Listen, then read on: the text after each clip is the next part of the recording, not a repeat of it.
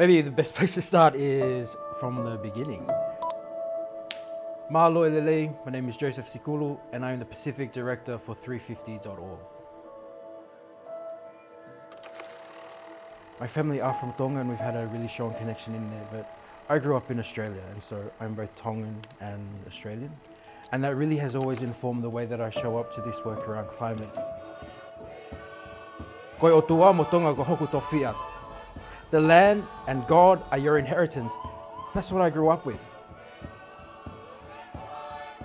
But when I started hearing about the climate crisis and everything that Australia contributes to that, I knew that I had a responsibility as somebody living in Australia to stand up and to make the changes within that country, because everything that happens in Australia is affecting everything that's happening at home in Tonga. In 2014, there was this Oceania Festival. It was a moor voyage. All of the traditional wakas made their way into Sydney. Everybody who was on that brought with them stories of where they came from. And it was this story of Kiribati that really hit me hard, because the story they told is that Kiribati is no more higher than 2 meters above sea level. And in some of their king tides, they've got nothing more to do to protect their families other than tie themselves together to a tree in the hope that the oceans won't take them away. And I sat there in that moment and I thought to myself, if this is happening there, imagine what that could be like at home. Because I grew up with stories of my aunties being washed away in cyclones, and you sit there and you make these connections between what's happening in Kiribati, what's happening in Tonga, and what they were trying to achieve was send a message to Australia. And I sat there and the full weight of it fell on me on that point, because not only was I sitting there as a Pacific Islander, but I was sitting there as an Australian who had the ability and the privilege to bring about change within that own country. And it really was a catalyst for everything that I've done since that moment.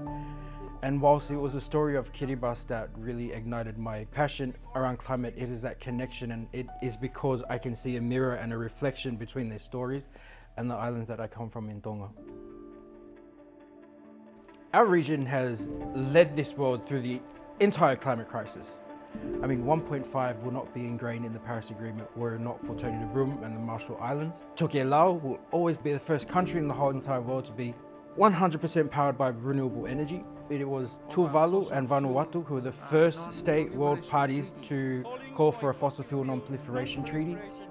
And I've been thinking about this a lot, especially over these last 2 weeks here at COP27. There is no pathway to keeping global warming to below 1.5 without a phase out of fossil fuels. What we want to see is our world transition in a way that is just, that is equitable, but also meets the pace that we need it to.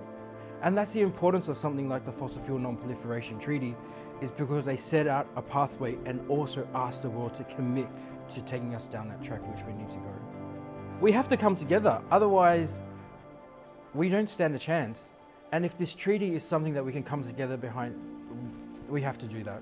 There has to come a time where our leaders will look at our young people and say, you know what, it's time for us to support what you were calling for.